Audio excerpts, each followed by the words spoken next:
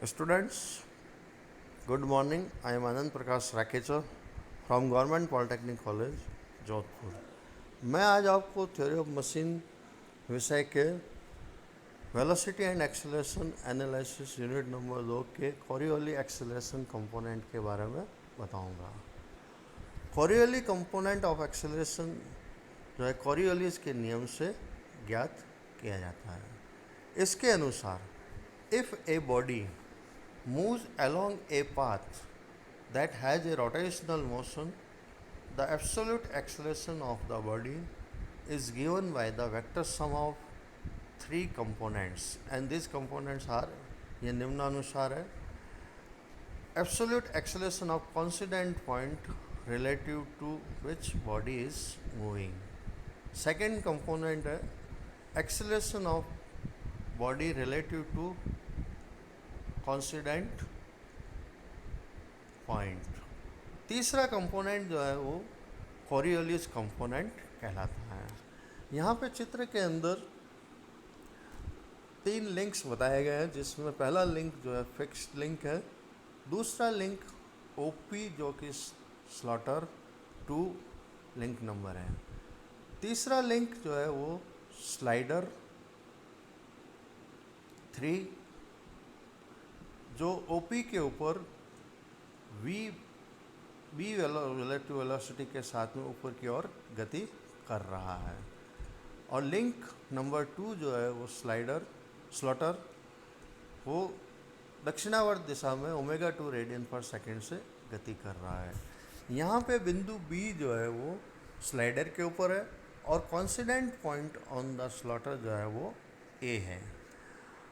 अब delta T time के अंदर स्लॉटर जो है वो डेल्टा थीटा कोण से घूम जाता है और इस गति के दौरान स्लाइडर जो है वो बी से B2 बिंदु तक पहुंच जाता है। स्लाइडर की इस गति को 3 भागों में विभाजित किया जा सकता है। So motion of this slider 3 is divided into 3 stages from B1 to B2। पहला भाग है बिंदु B से A1 तक लिंक नंबर 2 के घूर्णन के कारण पहुंचता है। बिंदु नंबर A से B1 तक स्लाइडर की outward velocity VB relative to A के कारण पहुंचता है। तीसरा स्टेज जो है वो बिंदु B1 से B2 जो है वो कोरियोली एक्सेलरेशन जो कि परपेंडिकुलर टू लिंक नंबर 2 है के कारण पहुंचता है। अब ये दूरी आर्क B1 B2 जो है हम ज्ञात करेंगे। Arc B1 B2 is equals to arc Q B2 minus arc Q B1। इस चित्र के अंदर आप देख सकते हैं arc B1 B2 is equals to arc Q B2 minus Q B1। Arc QB1 जो होगा वो आर्क A1 के बराबर होगा। सो अगले स्टेप के अंदर हम लिखेंगे arc QB2 minus arc A1। चूँकि डेल्टा टी टाइम के अंदर ये डेल्टा थीटा कोण से घूम जाता है स्लॉटर, तो आर्क QB1 होगा OQ into delta theta minus AO into delta theta. तो ये दूरी आ जाती है A1 B1 delta theta D theta. So दूरी A1 B1 जो है वो स्लाइडर की रिलेटिव वेलोसिटी के कारण पहुंचता है, और डी थीटा जो कोणीय विस्थापन है वो स्लॉटर की कोणीय वेग के कारण पहुंचता है। तो अगले स्टेप के अंदर हम ये लिख सकते हैं कि A1 B1 equals to V of B relative to A into delta T multiplied by omega 2 into D T. तो ये वैल्यू आ जाएगी V of B relative to A into omega 2 into D T square. अर्थात एक ऐसा component acceleration का है जो इस स्लॉटर के लंबवत कार्य कर रहा है, जिसको हम कोरियोली कंपोनेंट्स कहते हैं। इसके कारण टेंजेंशियल वेलोसिटी जो है वो लगातार बढ़ती जाती है। तो ये कोरियोली कंपोनेंट को हम FCR से डिनोट करते हैं। तो आर्क B1 B2 जो है वो दूरी जो है वो UT plus half AT square से अपन अगर प्रदर्शित करें तो यहाँ पे प्रारंभिक वेग शून्य हो जाएगा।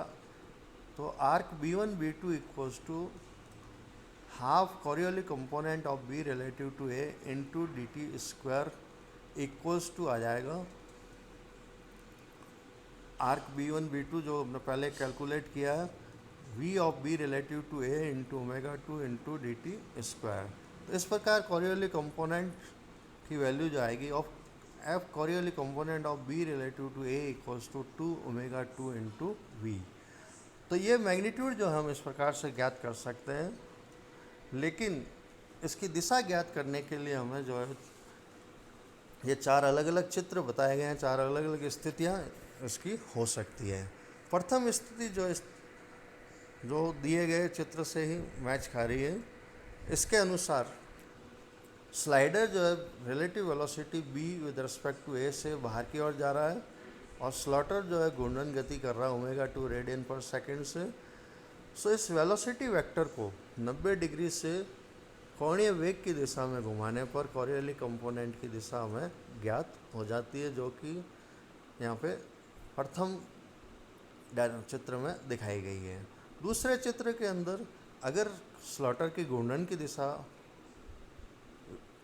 बदल जाती है, अर्थात ये वामावर्त दिशा में घूमने लगता है, लेकिन स्लाइडर की दिशा समान रहती है, तो इस वेलोसिटी वेक्टर को हम वामावर्त दिशा में 90 डिग्री से घुमा देंगे तो कॉरियोलिक कंपोनेंट का डायरेक्शंस आ जाएगा। इसी प्रकार दो अन्य अवस्थाएं जो दिखाई गई है, जिसमें स्लॉटर जो है नीचे की ओर गति कर रहा है और स्लाइडर जो है नीचे की ओर गति कर रहा है, और स्लॉटर जो है वो क्लॉकवाइज और एंटी क्लॉकवाइज दोनों ही दिशाओं के अंदर अगर घूर्णन गति कर रहा हो, तो कॉरियोलिक कंपोनेंट की जो दिशा दिखाई गई है हमारे को इस चित्र के अनुसार, इस प्रकार हम कॉरियोलिक कंपोनेंट और उसकी दिशा प्रदर्शित कर सकते हैं। धन्यवाद।